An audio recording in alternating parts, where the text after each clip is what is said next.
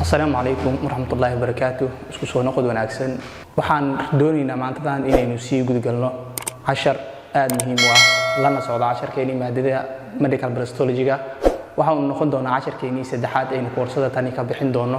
10kan waxa uu quseeyaa ama in badan badiirada uu saari doonaa mid kamid ah infectionada loo yaqaano intestinal tract protozoaniska oo in badan ba saameeya intestineka ama mandhicraha.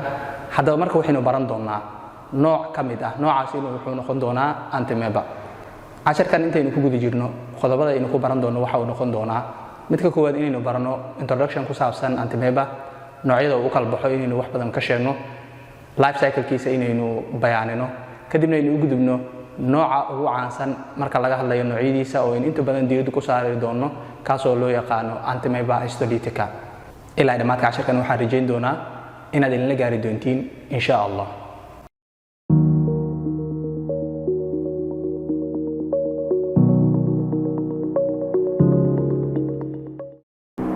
waxaynu gudgali doonaa 10keena qaybtiisa koowaad ama mowduuceena koowaad aynu rabno inaynu kaga hadalno introduction-ka ku saabsan antimeba.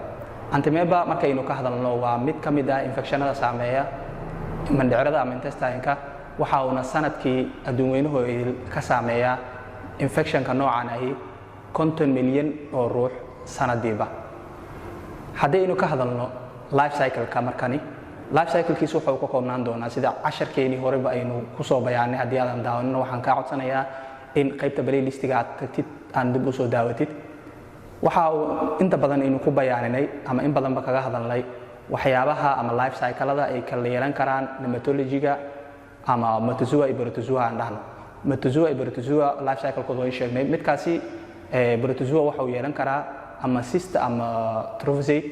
haddana sidoo kale midkani waxa maadaama uu ka mid yahay intestinal protozoaniska ama intestinal tract protozoaniska waxa uu yeelan doonaa labadaasi cycle. labada cycle oo kala ah life cycle-kooda ama wareegtada koowaad waxay noqon doontaa inuu noqdo cyst ama mid labaad oo noqon doonta trophozoite. cyst iyo trophozoite waxay kala yihiin hore aynu sheegnay. trophozoite waa inta badan midka infection-ka keena. cystigana markaynu ka hadlayno waa midka inta badan ba dhalin kara in uu ka soo gudbo intermediate-kii kadibna uu u yimaado animal reservoir-gii ama uu u yimaado definitive host-gii. hadda marka waxa inoo muhiim ah marka in aynu barano noocyada uu kala baxo maxay yihiin ameebaha. antimeba waxa uu kala baxaa 4 marka laga hadlayo saameynta ama infectionada ku keeni karo mandhicrada. 4taasi waxa ay kala yihiin waana 4ta ugu caansan marka la soo koobayo noocyada ama typeska marka aynu ka hadlayno uu lahaan karo antimeba. midka koowaad waxa loo yaqaanaa waana midka ugu caansan ee keena infectionada ku dhaca intestineka. magaciisana waxa loo yaqaanaa antimeba histolytica. midka labaad waxa uu noqon doonaa ama loo yaqaanaaba antimeba disper, halka midka labaad uu yahay antimeba monkofiski. midka saddexaadna waxa uu noqon doonaa antimeba bangladeshi. magacana waxa uu raacay maadaama uu inta badan ba ahaa meesha ugu badan ee laga helay noocani magaalada ama dalka Bangladesh. maadaama uu ahaa dalkii ugu horeeyay ee laga helay Bangladesh meeshaasi ayaa loogu magac daray. hadda marka 10keena waxa uu ku koobnaan doonaa inta badan aynu kaga hadli doonaa qaybtani ah antimeba histolytica. waxaan filayaa in qaybta labaad aynu u gudub karno markani. qaybtani labaad ee mowduuceena maanta waxay noqon kartaa marka inaynu in badan kaga hadalno nooca aynu soo dooranay ee ahaa kamid ah noocyada ku dhaca ama kamid ah intestinal antimeba oo loo yaqaan antimeba histolytica. antimeba histolytica markaynu qeexno waa infection si gaar ah ugu dhaco mandhicrada khaasatan large intestineka iyo xubnaha kale jirkeena. wuxuuna si gaar ah u saameeyaa xubnahaasi marka laga hadlayo liverka. waxa uu ku keenaa liverka inuu develop gareeyo liver abscess ama liverka inuu noqdo mid caabuq ku dhaca hadhowna noqdo mid barara. haddaba markaynu ka hadalnay labadaasi mid waxa inoo muhiim ah inaynu barano marka muxuu kaloo uu life cycle-kiisa noqon karaa. epidemiological ahaan muxuu keeni karaa oo intuu ku badan yahay. wallahi musta'an siduu u dhacaa ama infection-ka inuu qaadi karnaa inuu kaga hadlayno pathogenesis-ki. waxaynu kaloo ka hadli doonaa astaamaha qofka lagu arki karo.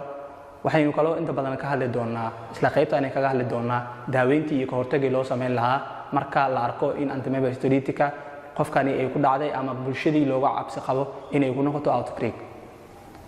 aynu sii gudgalna marka anigoo diyadu u saari doona sabuuradda qaybba qayb.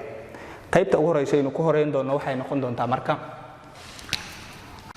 haddaynu soo fahnay waxaa muhiim ah inaynu fahanno introductionkii hore haddaynu soo fahnay life cycle-ka sida horeba aynu ugu dhawaajeen life cycle-kiisa wuxuu ka koobnaan karaa labadaasina waxay noqon karaan mid cyst ah iyo mid trophozoite ah. trophozoite iyo cyst labadani waxa ay keeni karaan marka infection-kii. siday infection ku noqon karaan midka kani waxaa inta badan horta labadaba laga heli karaa ama labadaba ay soo raacaan qaasatan midkani cystiformka markuu yahay waxaa laga helaa inta badanba food and water biyaha iyo waxaa laga helaa cuntada kuwaasoo ah marka contaminated food and water waxaa laga helaa cuntada iyo biyaha wasaqaysan ayaa laga helaa. formkiisa marka inta badan wuxuu ku jiri karaa stoolka qof qaba chronic ama uu chronic ku yahay ameebaha qaasatan amoeba histolytica ayaa waxa uu soo develop gareyn doonaa ama uu keeni doonaa saxaro. saxaradiisa waxaa soo raaci doonta marka major cystis. major cyst marka ay soo raacdo qofkii aadanaha ahaa waxa uu qoodan doonaa wax uu infected ku ah sida biyihii cuntadii kadibna qofkii waxa uu noqon doonaa in waxyaabihii uu qaatay ay ku noqoto infectionka marka isla marka uu qofka qaataba labadani formba waxay keeni karaan marka uu cystiga yahay iyo marka uu yahay trophozoite-kaba. waxa uu daranna waxay tahay marka uu cystiformka yahay waxa uu awood u leeyahay in uu ku nagaado dhulka muddo isbuucyo ilaa bilooyin ah deegaanka uu joogo. waxaa kaloo kaaga sii daran marka uu yahay cystiform waa ay adag tahay in lagu sameeyo colonization ama in chlorine lagu daro chlorine-kaasi lagu nadiifiyo haddii biyaha uu ku jiro.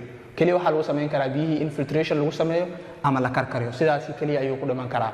okay cystiform markuu yahay marka laba qaab ayaynu sheegnay ama contaminated foodkii ama biyihii oo wasaqaysnaa labadaasi ayaa qofka uu qaadan doonaa kadib marka uu qaato waxa ay tegi doonaan jirka qofka marka ay galaan qaasatan ay tagaan large intestine-ka meesha loo yaqaano ileum-ka waxa ay noqon doonaan ama isu bedeli doonaan markaasi waxay noqon doonaan trophozoite marka ay noqdaan trophozoite-ki isagana meesha ayuu wuxuu ka bilaabi doonaa infection-kiisii markaasi weeyaan marka uu dhacaayo marka noocii infection-kiisii baahintiisii waxyaabihii loogu talagalay dhan markaani ayay bilaaban doontaa. intani life cycle-kiisa kuma koobna weli waxaa sii socda trophozoite marka uu noqdo marka qaarkii cystiga ka haray marka uu noqdo cystigii inuu trophozoite isku bedelo qaar ka mid ah waxa ay ku nagaan doonaan colonka ama cecumka labada kulay position intestines ay ka mid yihiin inaad ila fahmaysaan aan filaa anatomical hadaynu u noqono cystigii marka uu baaha ku noqdo marka cecumkii iyo colonkii waxa uu noqon doonaa marka mid chronic noqda mid wuxuu noqon doonaa chronic wuxuuna meesha ku sii samaysan doonaa in uu ku noqdo major hadhowdii dambe waxa uu soo raaci doonaa marka saxaradii qofka.